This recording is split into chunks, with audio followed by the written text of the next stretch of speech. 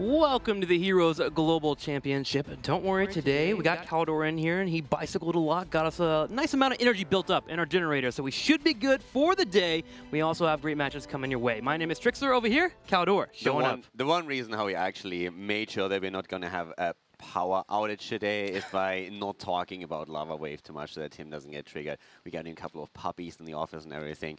A couple of little plush murkies. So he's really happy right now. He's not going to run around and unplug the power. I am content. Today I will not talk about our Lord and Savior, Lava Wave Ragnaros. The best thing ever to happen to anyone here at the HGC. Let's go ahead and go to the standings here and check out the top 8 teams currently. At the very top, Fnatic continues to be #1. No one's going to contest that this season, but the Playing Ducks and Trick Esport is facing off today. Yeah, Fnatic absolutely crushing it, but as you said, the Ducks going up against Trick, and that's going to be an important match since the Ducks yesterday definitely made a really big step of potentially making it out of the Crucible spot. Of course, they are still currently confirmed on the 7th place, and it's going to be rough for them to make it out of there. They need some other teams to screw up with the rest of their matches. But we have seen crazy stuff happen.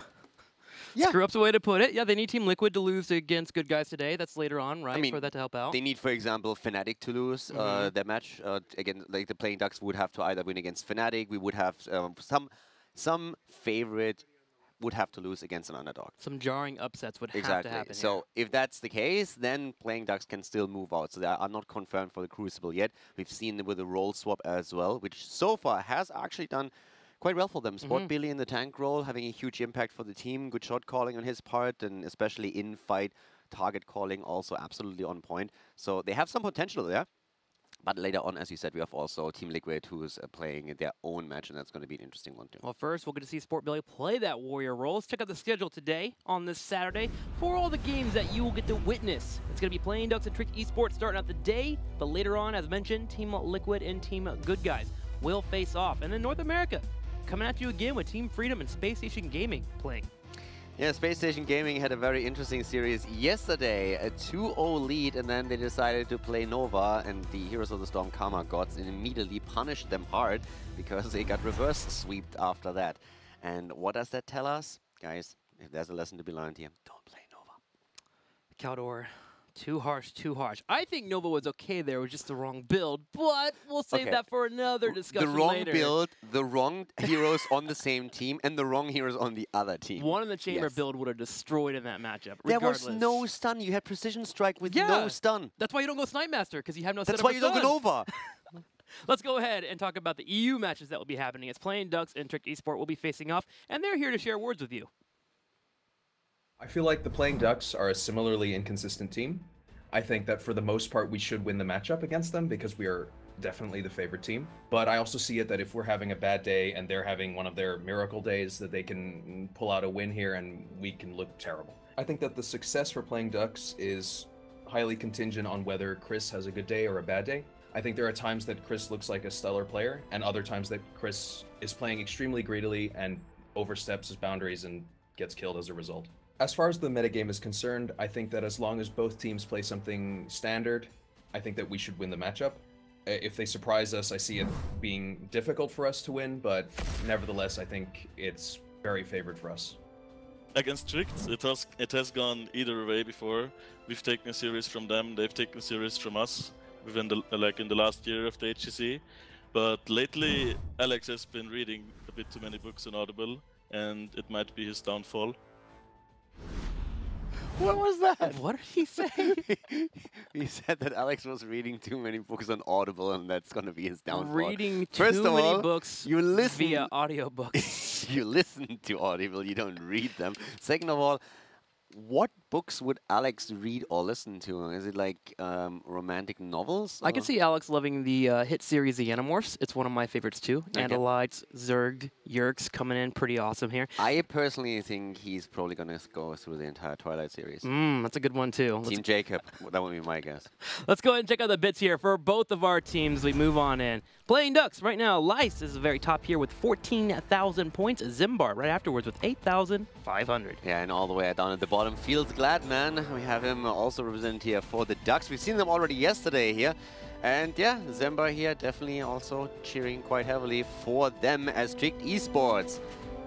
Man, Gladman is everywhere. He's everywhere. It's like, I think we still have a few teams where he didn't make it into the top 5, but with the rest of them, he's present somewhere, leading the charts for Tricked Esports here as well, beating Sniffers by 500 cheers. It's getting to the point where if I don't see his name in the top 5 in every single team, I feel sad, man. Like, I'm missing out slightly. I just think, okay, so he hates these guys. Why? What did they do to him? All right, guys, let's start this best of 5 series. It's going to be a good one, despite the jokes we've had already. Game number 1 moving in, it's going to be Dragonshire. The last time these two faced off, the Playing Ducks earned the victory. In fact, it was their only victory besides beating Fnatic, which some would say may have been a fluke in the first phase of Phase 2. Yeah, the big deal here for today is that for the Ducks, there's still a lot on the line, but there's not going to be a team that will be confirmed for the Crucible today. So if the Ducks lose, then there is still a potential for them to tie with other teams. For example, they could tie with Team Liquid, depending on the scores. The problem really, or the big deal here is if Tricked wins, they are safe. So there's a couple of teams that could potentially, like, theoretically, still be confirmed for the Crucible. But if Tricked Esports wins their series against the Ducks here today, then they are already confirmed to be 100% in the playoffs and out of the Crucible rank. So that's going to be really important. And then later on, of course, we're going to talk about our Team Liquid series as well, where Team Liquid is going up against the good guys. And if Team Liquid wins their series, the same is true for them. They will also be 100% safe and confirmed for the playoffs. If those two matches happen that way, then there is still a chance for the Ducks, even if they lose here today, to get out of the Crucible, but that is heavily contingent on their own performance against Fnatic and on the performance of Zealots, who they just beat yesterday. So we're currently still talking about 4 potential teams that could drop down into the second Crucible spot. So Crucible and playoffs are the broad picture, but I'm actually looking at just today right away, because yesterday, we didn't have that great of a play from Tricked Esports. They had one game where it looked pretty good. I would say Alex felt a little off, especially on the Leoric on the Tuma Spider Queen map. So coming into this match, history kind of lends itself to Tricked Esports usually having a bad day. The next day, they go off. Yeah, Leoric continues to definitely be a big story here, and we've seen 2 performances with Leoric, once by Alex and once by Zarmini on Tomb of the Spider Queen, that were a bit questionable and just showed that the teams or the players have not really adapted just yet to the new playstyle of Leoric and how you have to play around the level 13 and 16 talent. In Alex's case, you could really see that the idea was more so to focus on the laning phase and on the solo lane. That was very apparent because of his first 3 talents that he took on 1, 4, and 7. But it didn't really work out for them, and they got beaten quite heavily on Tomb, as later on also happened to be the case for the Zealots. But in this case right now, we have a bit of a loving duo between Nova and... Oh, wow. Oh, yeah, see, yeah. I positioned that like that. I wanted everyone to see that Nova and Raynor, maybe they're going to be together, but wait a minute, here's Kerrigan and Raynor. But the real story is Nazeebo and ETC becoming best friends and living out life and rocking to the very end of life. There's so many things wrong with it. So I don't many know where stories. to start. I really don't know where to start. I mean, having the love triangle between Nova, Kerrigan, and Jimmy is already one thing, but then you're throwing in Nazeebo and ETC. Tim, seriously, what's wrong with you? You know, man, I like to tell stories. You know, they might not be the stories that people want to hear, but they need to be heard by everyone out there. It's the stories they deserve, but not the stories they need. Exactly. Okay. All right, let's move into it. The match has started here. Uther has been manned up by Tricked, Playing Ducks banning out Gul'dan. This is actually becoming a bit useful for both teams. Both Playing Ducks and Tricked Esports do run Gul'dan compared to a lot of our teams that are here in the HGC. So we're seeing bans when these two match up. And then, of course, Tassadar being picked up for Tricked Esport, which is actually a little typical of them. They don't usually move into Tassadar very often, so this is different. And it seems like an adjustment based on their opponent. Also, we have an ETC taken immediately by the Playing Ducks and take Rega away as well. With ETC now taken, we're talking again about him being the potential offlaner or main tank, depending on what Tricked is going to pick now. So if they go into the Haka for the top lane, it's very likely that the Playing Ducks will draft another main tank and have ETC on that off lane. Globals are highly important on Dragonshire, of course. But with Tassadar taken first, we already know that the main idea of Tricked Esports is going to be to head into a double support composition, whereas for the Playing Ducks, they're going for one of the most versatile tanks and the best healer right now. All right, so on the right side, Trick Esports, will they move into a second support right away? Will they move into the tanks that you were mentioning? Will we get the Dahaka instead? Lots of options available when you grab a Tassadar for your first slot. You don't have to automatically build into that second rotation, especially with Uther being banned out. It typically was that Ariel, Uther in the past that will be picked up in his first couple of heroes, but with Uther being banned out, you have the option of moving into a pseudo/off support for that 4th and 5th pick. So we'll see what Trick is going to move into. Yeah, with Trick, I still would... Dahaka is, of course, the big hero to talk about here, but at the same time, it's Trick Esports, and we all know that they have oftentimes a bit of a different approach on the solo lane, also thanks to Alex. Them already starting with Arthas gives Alex now the chance to go for Arthas, which he usually does, and we most of the time see him on the off lane, but they also have a bit of flexibility with the pick since Remabola has been playing a lot of Arthas as well. The Lucio hover there for a second. We have been seeing a little bit more Lucio in the last couple of days, especially when you pair him with Arthas. Someone that has a lack of mobility suddenly gets mobility because Lucio comes in and gives them that boost in. So Playing Ducks were thinking about it. They decided to walk away, but giving you a reason why it was possibly banned out. But also, when we're talking about Lucio as a pick, then normally that happens in a real double support setup, at least so far, not with Tassadar as the second one. So in the cases where Zealots have played a Lucio composition, they played it with, for example, Rhaegar, and then they could use the Lucio more so for utility. So a lot of boops trying to have the escape ready and also making sure that you can just chase your opponent's team. Lucio's power spike just hits so late, with the 16 in particular being super strong, that oftentimes you need someone that provides actual heal over the shields that Tassadar has here. So Ariel became the choice for the ban to keep that synergy away from the Vala, which is going to be a nuisance on Dragonshire because you will usually get that 2-lane in the bottom where 2 people are pushing in, maybe 3 depending on what Trick picks up later, so keeping that away from the opponents. Playing Ducks will have to deal with the Sonya ban. Thurtle's been playing a lot of Sonya lately. Not a bad ban at all. Now, again, I would actually, coming back to the original topic, I would really like to have Leoric chosen on the side of the Ducks, since I really believe that after level 13, if you go up against a hyper carry composition, Leoric gains even more value. At the beginning, you have a solo laner that you can play, but then later on, there we go, immediately taken. Later on, you can really focus with the Wraith Walk after 13 when you have the Omnia's Wrath on that one damage dealer. And that negates so much from the opponent's composition already that you are going to have a good team fight if you play it properly. And that's exactly what the Ducks apparently are thinking here as well.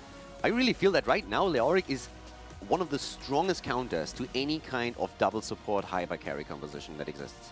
Makes sense. We'll see if Trick Esport will finish up this double support. They should be grabbing it now, but do they go into a tankier route, grabbing another tank, or they leave Arthas as a solo tank here, or do you think we get more damage? I mean, this is now the question that they have to answer. Do they go into Dahaka still? Because if they do, then Remabola is most likely going to jump on Arthas. But traditionally, they have Alex on Arthas, so now they're looking for a hero for Remabola. I would like, and then they need a second, I think a second melee, and then also in addition to that, having the main heal. That's what we're going to see here. And there's the melee, we have immediately a frontliner. And they actually play the Lucio card with only Tassadar. So they need to be a bit careful in the early game here, heavily reliant on how they engage into the fights, since Lucio's main power spike, of course, hits later on with the heals, as we said before. Level 16 is one of his biggest talents, and it's could be a bit rough for them. They negate a lot of the disadvantages that you have with Arthas. You've been talking about movement speed already, something we've seen yesterday. But in the early game, that could become a bit of an issue for them.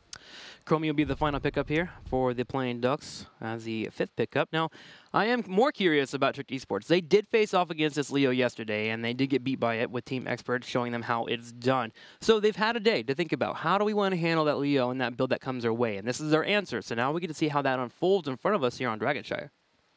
I really like the draft that we have for the Playing Ducks here. I like it a lot, to be honest, and I think that it's going to be very rough for Trick to make that work. The early game is one of the things, though. I don't know. I really think that the draft that we have for the Playing Ducks is very good for the early game. You can have great isolation and also potential kills with an ETC slide, a Chromie combo, and Greymane moving in afterwards. You have your solo laner with Leoric up at the top. ETC is going to be the main tank since there's no Dahaka on the other side. He doesn't have to mirror the global, so he will fall into the main tank role, and Leoric is going to take the top lane. And in the past 10 stage, you have great heroics that synergize well, and you have on 13 Leo who can start to actively counter Vala as the main damage dealer. So I think throughout the entire phase of the game, there are huge power spikes for the Playing Ducks where they are just like scaling very nicely. Whereas when you look at Trick, they have to heavily rely on Vala as the main damage dealer and on combos between Johanna and Arthas to make sure that they get the lockdown and the peel for her. And with Leoric, I think later on in the game that becomes an issue. So I like what the Ducks have a lot, but they can still screw this up early on if they fall into the trap of underestimating, let's say, for example, Johanna and Arthas and get early kills on. So they just have to play safe in the early game, try to get maybe a couple of isolation kills at the top lane, and then later on they should have a really good shot with Leoric hitting his 13 on Vala and reducing the damage in the fights. This also does mark our first Chromie since the rework here in Europe. So let's go ahead and see how it all unfolds on Dragonshire playing Ducks, taking on Tricked Esports, game number 1. Game number 1, everybody. Dragonshire is the map. The Ducks going up against Strict with Wolfjoe on Rhaegar, Nanda on Greymane, Sport Billy on ETC in his new role as the frontliner. Chris plays Chromie, and Eternal is currently on Leoric. On the right side in the red, Nape playing Lucio, Crosby will be your Vala player, Make will be playing Tassadar, Rimmer on Johanna, and Alex Aproji playing Arthas. So with Leoric, we have him currently going into Consume Vitality as a level 1 talent. Again, if you haven't watched yesterday, his build in the early game evolves a lot around the Skeleton Swing. Your level 1 talent gives you cooldown reduction and also sustain since you get some life leech. On level 4, we usually see Kneel Peasants, where you get extra damage against the minions on lane and also mercenaries. And then on level 7, there's a bit more flexibility with the Drain Hope talent that you can take. Either you go for Hopelessness, which increases your range, or instead you go for just a movement speed increase through the Drain Hope. And then later on we talk much about the Black King most of the time, but you can still play, of course, around a good Entomb.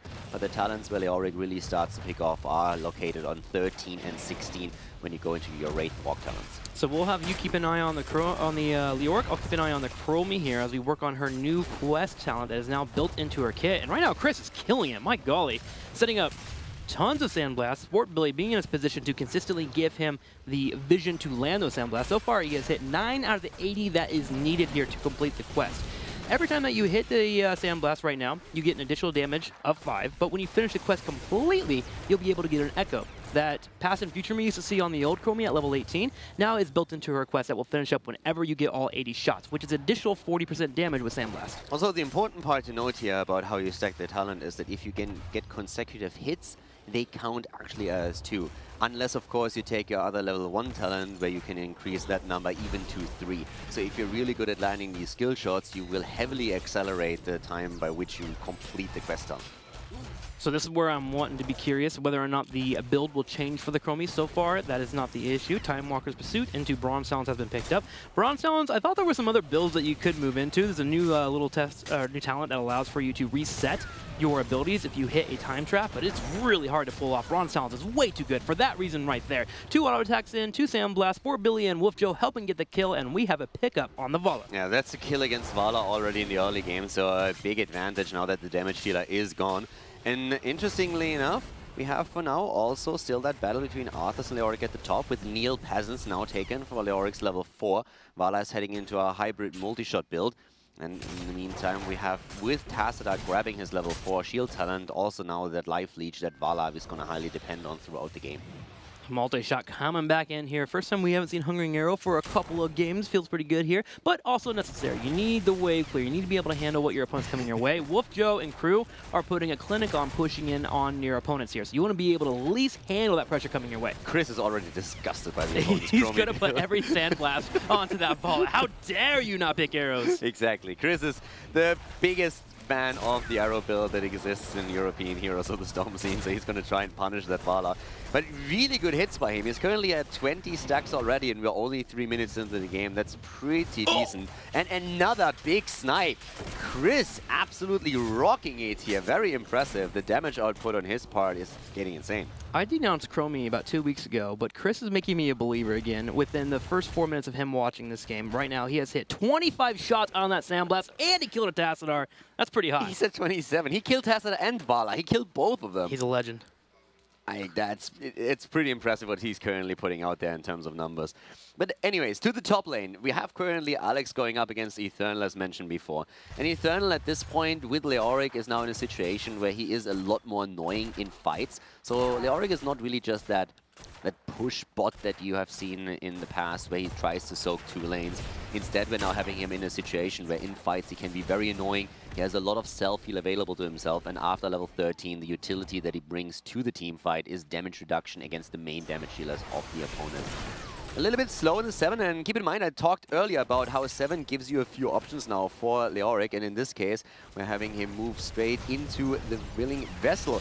It's actually interesting since this is the third option that you have, and it's not one that I see all too often these days. It's an increase on the healing that you get from your Drain Hope, which is in itself pretty interesting, but not really something that I've seen a lot in the European scene. Most European players drop into the 2 talents that I mentioned earlier, but it will offer even more sustain for Eternal now in team fights in particular. Going to be helpful against that Arthas. We'll watch as they keep using it here.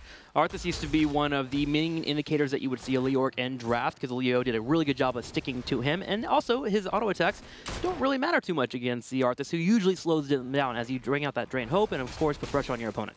But you can see that, especially with the camp that was taken by the Ducks currently, Temporal Loop, he's heavily winning that land. Temporal Loop against the No Cleanse combo, and down goes Vala. Knappe is also falling, and the Ducks are wrecking their opponents here. Chris is by now on 35 stacks, 5 minutes into the game. Nande grabs the first Dragon Knight. The Ducks are toying with Tricked at this point. Tacita has now also fallen. The pressure at the bot lane is insane, and Chris is just killing it on that hero. That and Sport Billy. Sport Billy has been there every single time to set him up for success. This is looking like a team that, what if we had Sport Billy on tank to begin with at the beginning of the phase? Like, they look great in this setup here. Nande being on a flex, he seems very natural. Chris currently has 20,000 damage against heroes, 5 minutes into the game. That's 5,000 more than Vala on the other side, who is currently 15k. So that's 25% extra damage output on a skill shot hero. That is pretty impressive. Here's the good news for Tricked Esport, because we keep talking about the Playing Ducks right now. They have 2 new heroes that have been reworked here. That's good news. There is good news. When we get to level 10 and they're able to actually drop down the sound barrier, force and engage, get the multi-shot off. Let me fix that sentence for you. If we get to level 10. Okay, if we get there. We're setting a lot of ifs up, because right now the Playing Ducks are looking fantastic. There is no doubt about that. But an Arthas on top of a Chromie and a Greymane can be deadly enough, especially the Vala falling behind there, and the ability to boost through a fight could give Tricked Esports the numbers of fighting that they want to actually have in this engagement. But that will be happening later 10 when they get the forced fight. Rimmer coming in, working on that 10-2, slowing down the pressure on the bottom side, but 2 forts with a Dragon Knight, not too bad for the Ducks. It's just that they hit the level 10 talent just so in sync with the Dragon Knight that they could easily jump behind the forts and take opponents down and now eliminate both structures.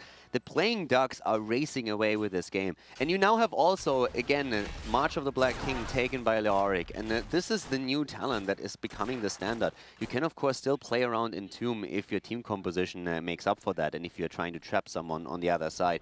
But March of the Black King is really what allows Leoric in the team fights to go in deep and then survive for a long, long time. His power spike comes online on level 13. That's when he's going to try and change his playstyle a little bit, since in fights you want to Wraith Walk through Vala. Since every single hero that you Wraith Walk through after you've taken Ominous Wrath will have its damage reduced for 4 seconds by 50%, which is crazy, and one of the main reasons why Leoric is right now taken. Great tool to have against an opponent who has most of the damage stacked on a single or 2 heroes. No Falling Dragon from Tricked Esport today, sticking with standard picks as they pick up the Blessed Shield and the Army of the Dead for their respective warriors.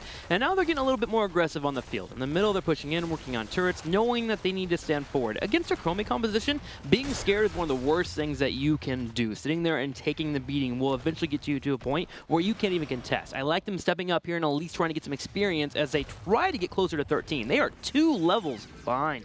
So 13 has just now been hit, and now we have Leoric with the Ominous Wrath, as expected, running wild. On the other hand, 4 Greymane has been taken, and we see the face smelt. Still Chromie firing away, but now we have Leoric joining the fight, and he's Wraith walking immediately on Vala. Exactly what he needs to do here. Joins the fight, has a chance for a couple of swings here, and even the March of the Black King doesn't use it yet. But what we are going to see from Eternal over and over again is that Wraith Walk onto Vala, onto Tacita once that he pops Archon and his level 16 talent with a cooldown reduction through swings onto Wraith Walk is going to increase that ability of his to reduce the damage constantly in team fights. Tricked Esport thought that was a moment they could fight and get a kill. They expended 4 heroics to do so, and the Playing Ducks, next to a turret and a 4th, that they had already defended, just walked away easily, saved their heroics as well, and just grab a dragon instead. Trick Esports going for that fight. If they're going to fight by a turret, they need to get a kill right away, and that did not happen. Yeah, at this point, the Playing Ducks, they have the talent advantage. Chromie is even picking her level 16 already,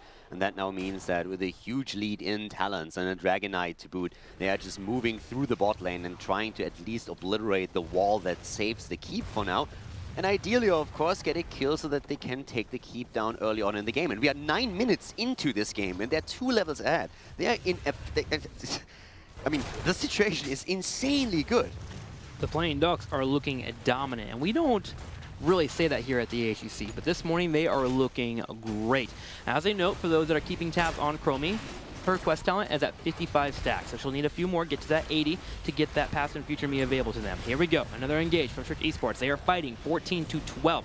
Arthas is on the back line, but with a knockback and a time trap, they'll keep Arthas at bay. And Chromie immediately, of course, positioning herself in the back again, not allowing Alex to move in, but the Howling Blast has hit. He's trying to go on Chromie. Not successful just yet. Trick Esports is pushing forward heavily. Rema with a Blessed Shield trying to lock the back line down. That doesn't happen. Here comes once again Leoric, tries to go in here, and the March of the Black King saving him, as also we are seeing Mosh Pit and the Ancestral being used by the Ducks. They go for the kill and Arthas dies. And the boot from Nape does miss, so they can't stop the Mosh Pit. The Ancestor healing hit. With Arthas being down, Trick Esports needs to back away and protect their keep.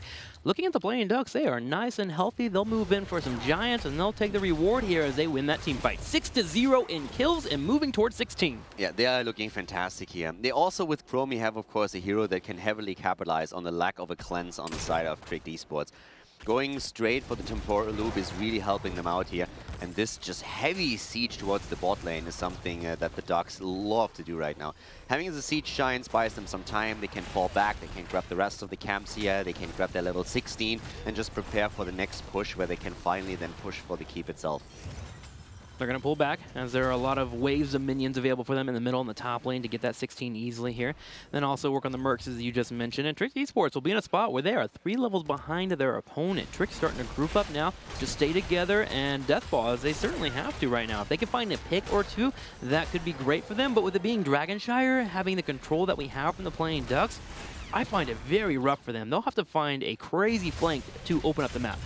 Yeah, also at the same time, we have now the build for Leoric completed with Royal Focus, which is now a level 16 talent. So at this point, after your Wraith Walk, your Skeleton Swing is going to reduce the cooldown of your Wraith Walk by 7 seconds for every single hero that you hit. Meaning that if you hit 2 heroes, you have an insta reset on your Wraith Walk, and so you can continuously reduce the damage of the opponents that you hit while Wraith Walking by 50%. If you are able to hit Vala and a few other heroes, you reduce Trick Esports damage significantly, and that's going to be the role of Leoric in most of these fights now. Thanks to the sustain with his level 7 and level 1 talent, Consume Vitality, and on level 7, of course, the Billing Vessel, you will have a very hard time dealing with the Ghost. So he's going to be super spooky in that backline. And in the meantime, Trick has not only to be careful with their positioning about Leoric, but they also have to think about Chromie, about Greymane, and about the Mosh Pit that ECC provides.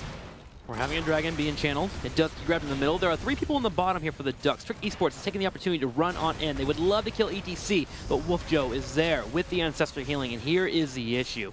Nande comes in from behind and has the flank with the Dragon Knight, and Leo, he's on his way to be that spooky ghost that you were mentioning. Yeah, they're starting to move in again. Crosby is right here. Nando, of course, has also the increase on the Wraith Walk duration, as you can see here. That's another advantage of having that level 13 talent. They're currently waiting for the minions actually to move in. The problem is that the camp was taken by Trick Esports, and that keeps the minions at bay. So they will have to move in without any waves to assist them, which means that the fort is or the keep is going to attack the Dragon Knight directly if they want to move in right away. So it's going to make it a little bit more difficult for them to actually take it down. Can Trick defend this keep? It would be great for them. There is a play for the Playing Ducks to move in for the keep itself, and they do. Nande taking the damage, working on the fort slowly but surely. It gets down to below half health, kicking away the Vala as much as possible. Nande is getting lower and lower while Alex Aprochi goes for a flank on the black line. Yeah, Nande is nearly about to fall, but the keep is also low, so they can make that move still. There's another quick punt happening as Nande himself tries to move out. That shield being used. Again, massive damage on Crosby. Eternal goes for the Wraith Walk and reduces the damage. The Mosh Pit goes through. They're trying to go for Alex. He's nearly down. Eternal wants to take him on, but he can't, and Alex moves out. Rema is still quite deep though, and I don't think he has this... Nope, he has no Iron Skin anymore. So at this point, he's dead. 3-level lead for the Ducks, 7 kills against 0, and they go for the keep. That will be the keep. There it is, 15. It's still here for Trick Esport. They're trying to poke around a little bit, but not going to force a fight. Now, I got to ask you, Caldor, going into 16 for Vala, do you go for the multi-shot and try to overrun your opponent, or do you go for the Mana Core and try to burn down that Leo that's being a nuisance on you? I mean, burning down Leo is going to be a problem no matter what. I would actually go for multi-shot. I have to admit that I love multi-shot as a talent because it allows you not only to chase, it allows you to escape as well. Yeah. Lately, we have seen a lot more Manticore being used because it allows you to put heavy pressure onto the front line of your opponent. In the situation they're in right now, I would heavily favor multi-shot just simply because they are so on the defensive that with multi-shot, if you go into your frost shot, you can poke a lot better. And I think that's what they have to do. It's always easier to poke from a distance when you're on the defensive and you have to play safe than to try and go into auto-attack range and get the attacks out. So in this case, I would actually favor that. Yeah, it's quite the struggle that Vala has to decide what she wants to do here. Yeah. Trick Esport is going to go ahead and keep moving in. Because there's another way to look at it, too. If you kill the front line, then Chromie stops sieging. It's really difficult to make that decision. It's one that, as a team, they need to decide on. The thing is, with them now deciding going to Manticore, I feel the thought process here is that they just decide we can't stay safe and poke. We need to commit to a fight heavily, and if we don't drop any of them fast, then we can't win the fight. So they go into Manticore instead. But to be honest, at this point, I'm not really quite sure if it matters so much which talent is taken here for her, because it's going to be very rough for them to make Vala safe from Leoric. I don't really think you can. The rest of the team needs to make sure that they heal properly and that they take Leoric down whenever he appears, and that alone is going to be a problem, because I don't see the burst damage on their side to really deal with him, especially if Rhaegar is still available to drop an Ancestral. Totally. Still a great discussion point for our teams. Lucio does hit his 16 power spike, helping out with the healing on his tanks, but they will have to deal with the Wrath of a Dragon and level 20 as the Playing Ducks barrel down middle lane, opening up the minion waves, moving in for those turrets, easily grabbing that 20 here as they are very close to it. Trick Esports will need a miracle defense. This is a perfect example where Frostshot would have been the better talent to take, because they are all on the defensive now and Crosby can't poke as much. He has very little auto attacks that he gets in at this point. Nanda already moving towards the core. The 20 has been hit. Spectral Leech is available, and Eternal is just moving in with another quick Drain Hope. Nanda already getting rid of the shield, but he himself is being taken down quite heavily. The rest of the team, the 2 tanks, are peeling fantastically for Trick. They're doing their best to somehow defend this. Arthas is being really annoying. Alexaprogi on the back line. Nande finally does bring out the Curse Bullet to get him low, but Alexaprogi still living here. Nape bringing out the heal. Leo gets focused down. He will live. Sound Barrier being popped at the same time. The core has fallen to 85%. The poke keeps coming out here from Trick Esports, and they hold this area for the time being. Yeah, a big problem was that both of the tanks of Trick were occupying the rest of the team, and especially Eternal. He needs to be on Vala with his Wraith Walk in these situations. With the damage dealers of Trick being able to focus on the Dragonite as much as they did, it was easy for them to break him down. This was a bit of a disappointing push for the Ducks. They had a Dragonite and level 20 advantage. That should have been more than that. Here we go now, moving into the backline, getting the kill against Tacita, reducing the damage of Vala. It's Lucio who dies next, and Alex is also about to explode. That's 3 kills, and that opens up the map and the core for the Playing Ducks to move in for the first victory in the game. Yeah, with Chris finishing that quest too, he gets that Echo, and his damage has spiked. Looking at it here as the core continues to be focused down, 84,000 damage to Chromie to the 48,000 of the Vala. The poke coming out like crazy. Playing Ducks finish the last hit here on the core, and they'll get the first win against Trick Esports. Now again, with the damage numbers that you just talked about, we also have to acknowledge that Vala, of course, has struggled after level 13 with Leoric continuously just reducing her own damage output. But it pretty much shows you exactly why Leoric can be so strong in these situations, because he makes sure that the damage dealer on the other side is not as impactful.